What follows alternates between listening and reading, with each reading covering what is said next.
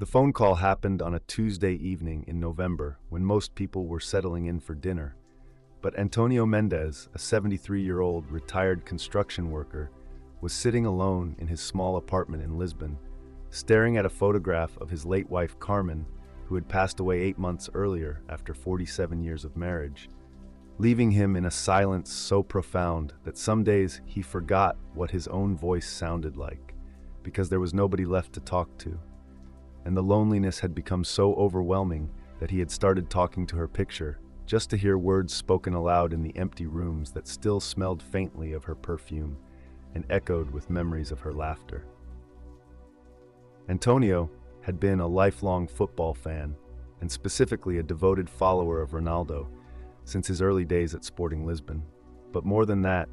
he had seen in Ronaldo something that reminded him of his own son, Miguel, who had died in a motorcycle accident 15 years earlier,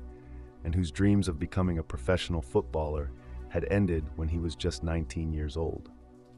The connection between Antonio and Ronaldo's story had begun months earlier, when Antonio's neighbor, Mrs. Silva, had noticed that he wasn't eating properly, wasn't taking care of himself, and seemed to be disappearing into a depression that was becoming dangerous to his physical and mental health.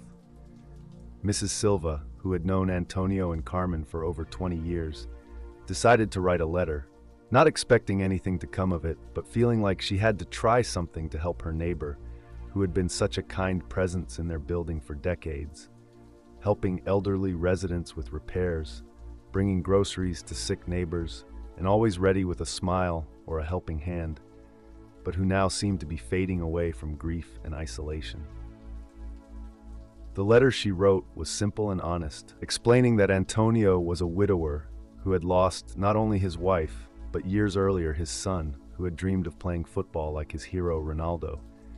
and that Antonio spent his days alone now with no family left and very few friends because most people his age had either moved away or passed on, and that she was worried about him because she could see him getting thinner and sadder each week, and she didn't know what else to do.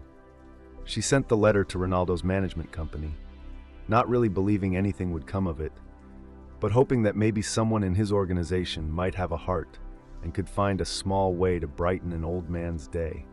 perhaps with an autographed photo or a brief message that she could share with Antonio to let him know that someone in the world remembered that he existed. 3 months later, Antonio's phone rang at 7:30 in the evening, and when he answered, expecting it to be a telemarketer or wrong number, he heard a voice that he immediately recognized, even though it seemed impossible. "Hello, is this Antonio Mendez? This is Cristiano Ronaldo, and I received a letter from your neighbor Mrs. Silva about you, and I wanted to call to talk with you if that's okay." Antonio was so shocked he nearly dropped the phone, and his first instinct was to hang up because he thought someone was playing a cruel joke on him.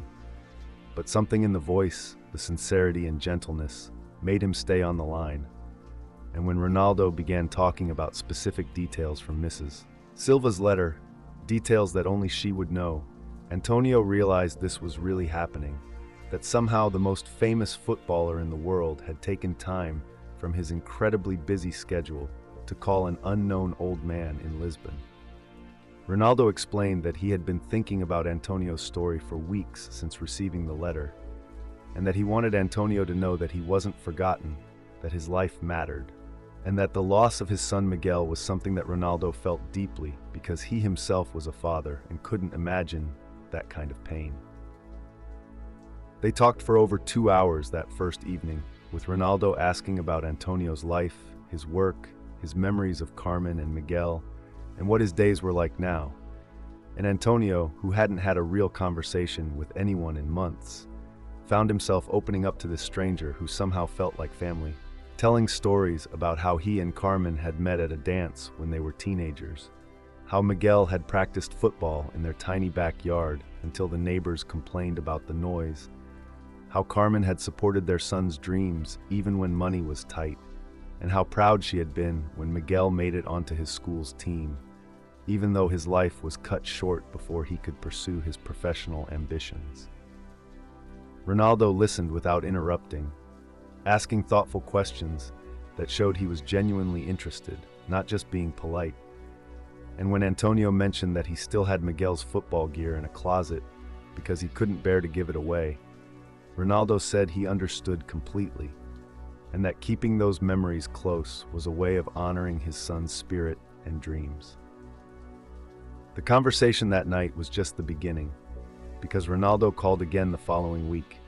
and then the week after that, establishing a pattern that would continue for months, where every Tuesday evening at 7:30,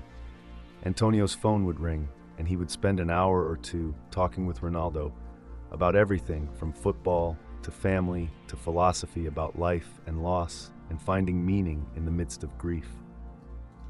Ronaldo shared stories about his own challenges, the pressure of being constantly watched, the difficulty of maintaining relationships when your life is so public, the fear he sometimes felt about his own children's safety and future. And gradually Antonio began to offer advice and perspective, drawing on his decades of life experience in ways that surprised both of them, because it became clear that this relationship was beneficial not just for Antonio, who was finding reasons to get up each morning and take better care of himself, but also for Ronaldo, who discovered in Antonio a kind of wisdom and grounding that he rarely found in his usual circle of friends and advisors. After 2 months of regular calls, Ronaldo suggested that they meet in person and arranged for Antonio to be his guest at a Portugal national team match, not in some VIP area where he would be surrounded by strangers, but in a private box where they could watch the game together and continue their conversations. Antonio was nervous about the meeting, worried that the magic of their phone friendship might not translate to real life. But when Ronaldo embraced him before the match, it felt natural and comfortable, like greeting a family member he hadn't seen in a while. During the match, Ronaldo dedicated his goals to Miguel and Carmen, making gestures toward Antonio's section that the cameras caught, but that the commentators never explained, because Ronaldo had requested that this friendship remain private, not because he was ashamed of it, but because he wanted to protect Antonio.